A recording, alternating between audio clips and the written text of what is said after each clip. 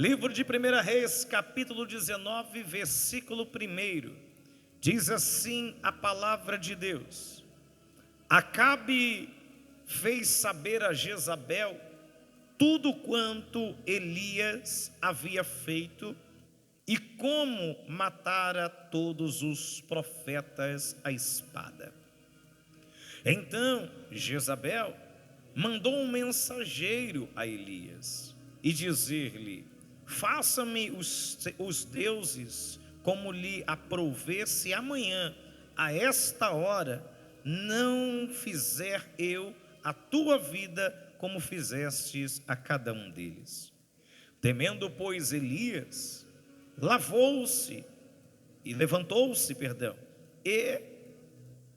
levantou-se para salvar a sua vida, e foi e chegou a Berseba, que pertence a Judá, e ali deixou o seu moço. E mesmo, porém, se foi ao deserto a caminho de um dia, e veio e se assentou debaixo de um e pediu para si a morte, e disse: basta agora, ó Senhor, a minha alma, pois não sou melhor do que os meus pais. E deitou-se e dormiu debaixo do zimbro. E eis que um anjo tocou e disse: levanta-te e come. E olhou e viu, e junto à cabeceira um pão cozido sobre pedras em brasa, e uma botija de água. Comeu, bebeu e tomou, e tornou a dormir. E voltou a segunda vez o anjo do Senhor e tocou e disse: levanta-te e come, porque o caminho te será de sobremodo longo. Amém? Levanta a sua Bíblia ao céu, levanta e diga assim: meu Deus, fala, Senhor, ao meu coração. Diga: meu Deus, fala, que a tua igreja, ela ouve. Amém? Maravilha de Deus. Podem sentar, por gentileza. Deus ocupar as suas mãos. Isso. E dá aquela linda salva de palmas que só Jesus merece. Pode ser forte para Jesus as palmas. Glória a Jesus. Queridos irmãos, a palavra de Deus dentro desta tarde de sexta-feira nos leva dentro de um texto muito conhecido do livro de 1 Reis. Nos fala a respeito de um homem chamado Elias. Repita comigo e diga: Elias. Mais forte, diga: Elias. Quem era Elias, pastor? Nós sabemos que Elias, o tesbita, era um homem muito usado nas mãos de Deus. Uma pessoa que tinha um contato muito forte com o céu. Um homem que muitas das vezes não precisava, a Bíblia nos mostra que não precisava nem de uma autorização prévia, porque o que ele profetizava, Deus assinava embaixo. Era um homem de autoridade e um homem de intimidade com Deus. Tanto é, você pega a história de Elias e você começa a observar que quando alguns soldados, 50 soldados e um capitão chega para tentar pegar Elias, para levar ele até Acabe, ele simplesmente clama ao céu e diz: Senhor, consuma esses homens, o seu capitão e esses 50 com fogo. E Deus não pensa duas vezes. A Bíblia diz que o fogo descia e consumia os seus opositores. Esse era um homem que tinha uma experiência muito grande, tal experiência que nós sabemos e conhecemos também, não na cronologia, mas à frente, que é o mesmo homem que o Senhor o tira, ainda em um redemoinho de fogo, com cavalos e cavaleiros e carroças, e tira ele, arranca ele dali e leva ele para o Senhor tem para ele. Agora é interessante que, sendo um homem de tanta autoridade, sendo um homem de tanto vigor, sendo um homem de tanta intimidade com o céu, este mesmo homem também entra em uma situação, em um dilema muito difícil. Um dilema que muitas das vezes muitos olham e podem até se decepcionar. Uns olham e podem dizer: mas como que alguém que tem um contato tão violento com o céu pode entrar numa crise dessa e simplesmente desejar a morte? Elias aqui ele está vivendo um momento estranho da sua história, um momento difícil da sua história.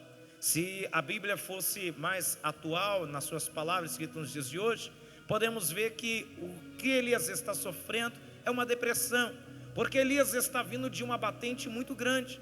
Ele está desafiando 450 profetas, muito mais do que isso, e está ali dizendo: então olha, vamos ver quem é o Deus. Tudo isso que Elias está vivendo neste momento, até o contexto dessa história, Elias está em guerra. Repita comigo e diga: está em guerra. E não adianta, por mais ou espiritual, ou emocional, ou financeira ou material que uma guerra é exposta, ela gera um desgaste. E quantas pessoas de repente ao alcance desta palavra estão se sentindo também desgastadas, e muitas das vezes não estão nem se reconhecendo, porque sempre foi uma pessoa forte, sempre foi uma pessoa guerreira, mas de repente nesse momento da tua vida, você está passando um momento delicado, um momento de fragilidade. E o pior não é viver um momento de fragilidade, o problema é você não saber lidar com essa situação, e acaba se entregando de uma vez por toda, sofrendo os agravos que o inferno impõe contra a vida daqueles que buscam a presença de Deus. Elias, ele sai de uma guerra em que custou força, em que custou energia, em que custou a ele totalmente ali um momento de concentração espiritual.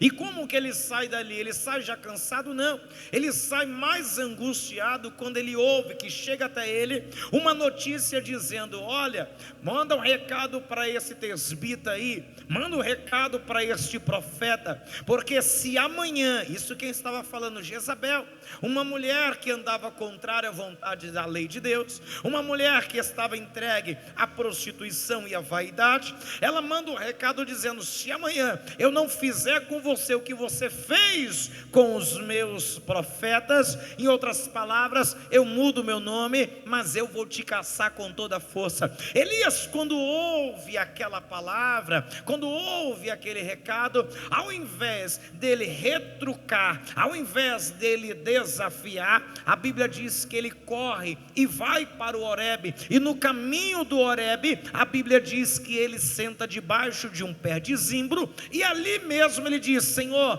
pode tirar a minha vida, em outras palavras, porque eu não sou melhor do que os meus pais. E ali ele adormece cansado. Eu quero trazer uma aplicação pessoal para mim, para a sua e para a nossa vida dentro deste culto. E que aplicação? Não se mortifique ou se vitimize ou fique abatido se esse nível de cansaço, muitas das vezes no meio da sua caminhada, ele te pegar. Não se martirize ou se sinta menos quando você passar por este processo. É natural este processo. Esse processo é padrão, é comum. Por quê? Porque além de sermos profetas em graus espirituais, pastores, líderes, coluna da sua casa, você também é ser humano. E todo ser humano, ele sofre com desgaste. Eu estou pregando esta palavra porque tem pessoas aqui dentro deste culto que você está sendo cobrado psicologicamente, está se cobrando emocionalmente, está se cobrando espiritualmente, está recebendo cobranças alheias também. Só que o Senhor diz para você dentro deste culto estas palavras: fica tranquilo, aguenta firme. É uma fase que você está, mas você vai passar desta fase, porque eu sou o teu Senhor que te fortalece. Pode exaltar se você crê. Eu sou o Senhor que te fortalece. Então é natural passar por essas fases de se sentir desta maneira.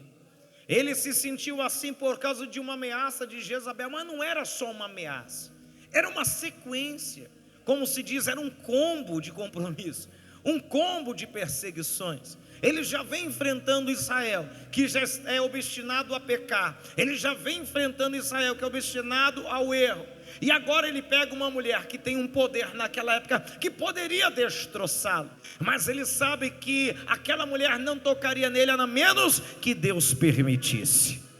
Então Deus já está falando com alguém dentro deste culto. Nada vai te acontecer, porque quem te guarda não é a tua força, mas quem te guarda é esse Deus Todo-Poderoso. Pode exaltar, não tem problema. É Deus que te guarda, é Deus que te protege, é Deus que te guia. Olha aqui a ameaça de Jezabel para ele, dizendo: manda um mensageiro para ele, pode dizer para ele que se amanhã a essa hora eu não fizer da vida dele como fizesse a um deles. Olha o que ele fala, ela ameaça, porque, deixa eu te explicar para você entender mais claramente, é assim que o adversário ele trabalha quando ele não consegue tocar, ou quando você está levando uma vida sacra dentro da palavra. Ele traz uma maneira e uma forma de te amedrontar, de te tirar de circulação, de te tirar do propósito. Tem pessoas aqui dentro deste culto que você está vivendo essas afrontas, pensamentos na sua mente dizendo: se mata, tira a sua vida, não vale mais a pena viver, larga este homem, larga esta mulher, para de orar por esta família, para de orar porque são pessoas de dura cerviz. O inimigo ele trabalha com forma de ameaça, de repente colocando medo em pessoas aqui, dizendo: você vai morrer amanhã, cuidado com a rua, se sair eu te pego. E colocam pessoas em depressão, vidas em depressão, vidas até mesmo com todo tipo de medo que ela acaba adquirindo para a sua vida. Isso tudo não é Deus trabalhando, isso é o inferno fazendo de tudo para te apavorar. Elias está apavorado, ele está temendo. A Bíblia diz: e temendo por Elias pela sua vida, se levantou e foi-se e chegou a Berseba. Olha o que ele faz, ele está temendo por causa de uma ameaça. E o Senhor está falando com alguém dentro deste culto. Não se sinta ameaçado pelas ameaças do teu inimigo. Não se sinta desconfortável com a ameaça que a vida está te pondo, porque você serve a um Deus que tem poder nos céus e na terra. E se a tua vida está pautada dentro da palavra, fica tranquilo, 1000 cairão ao teu lado, 10.000 à tua direita, mas tu não serás atingido, diz a palavra do Senhor. Diz a palavra de Deus. Olha para o teu irmão que está ao teu lado e diga para ele e para ela: não temas, Deus está conosco. Não temas, Deus está contigo. Não temas, Deus está conosco. Era Elias, o Elias, não era qualquer Elias, era o Elias. E ele se sente afrontado e tenebroso. E quem somos nós para não sentirmos amedrontados?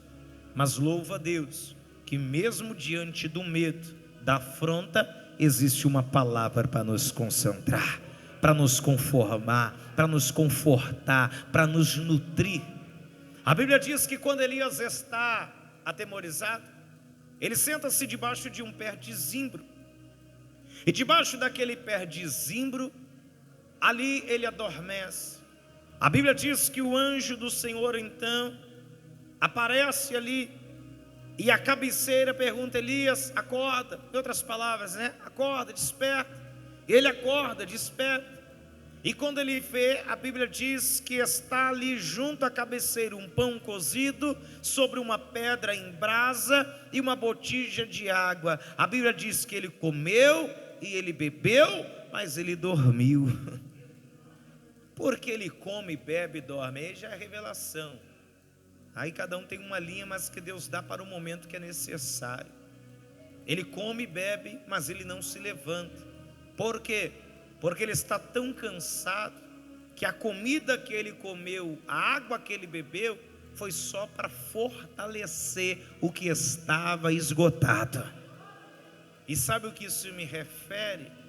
Que mesmo com medo, mesmo angustiado, mesmo sendo afrontado por circunstâncias até malignas espirituais ou humanas, nós não podemos parar de caminhar na presença de Deus.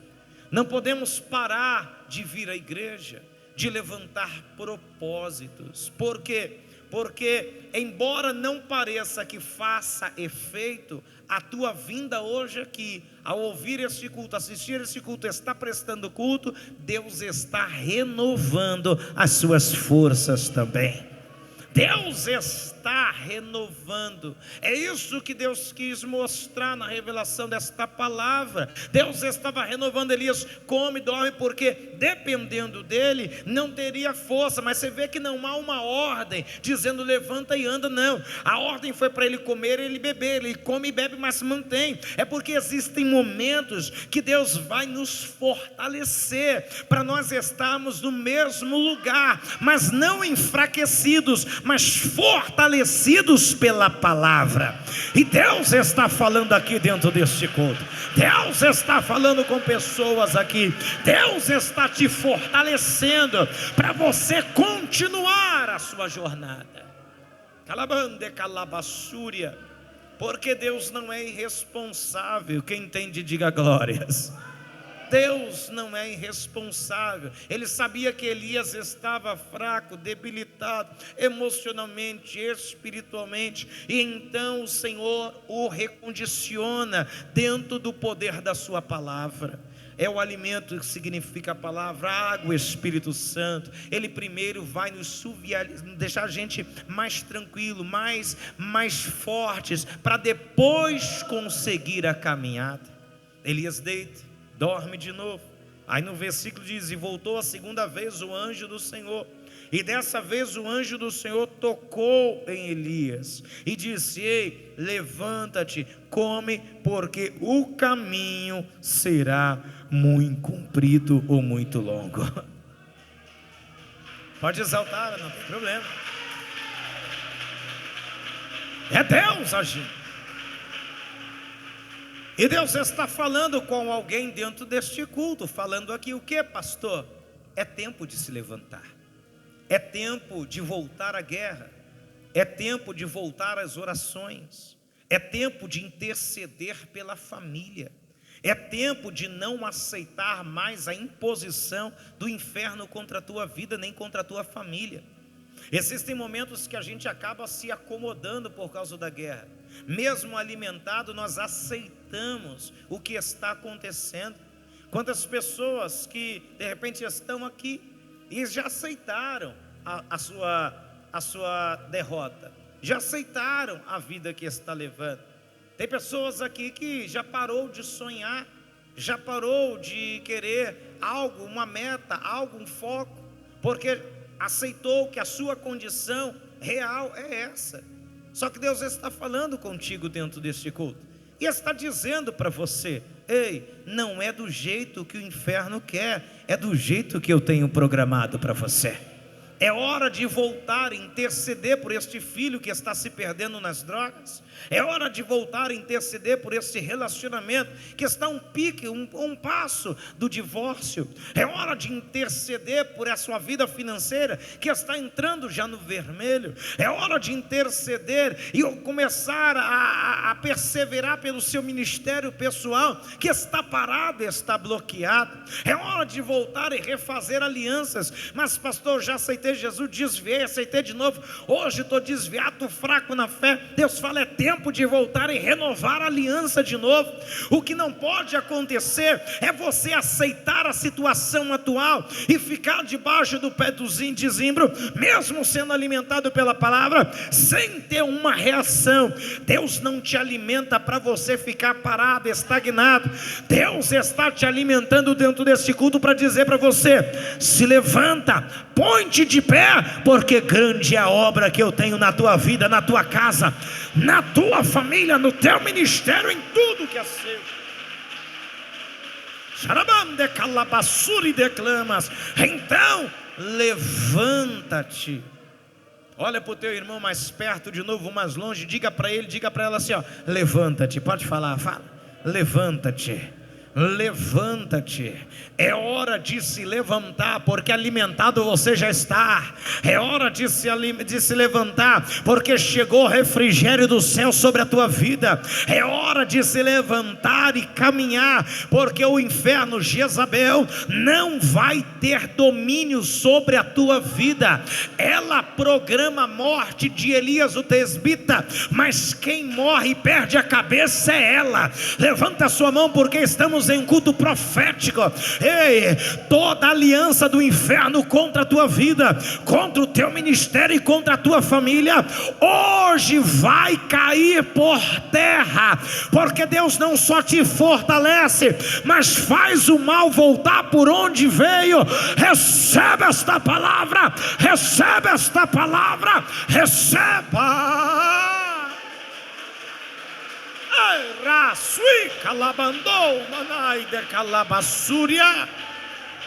Quem protagonizou o teu mal receberá em troca o mal que te desejou. Seja ser humano, seja o inferno, não vai prevalecer. Por quê, pastor? Porque nós estamos debaixo da sombra do Onipotente. Estamos debaixo da sombra do Onipotente.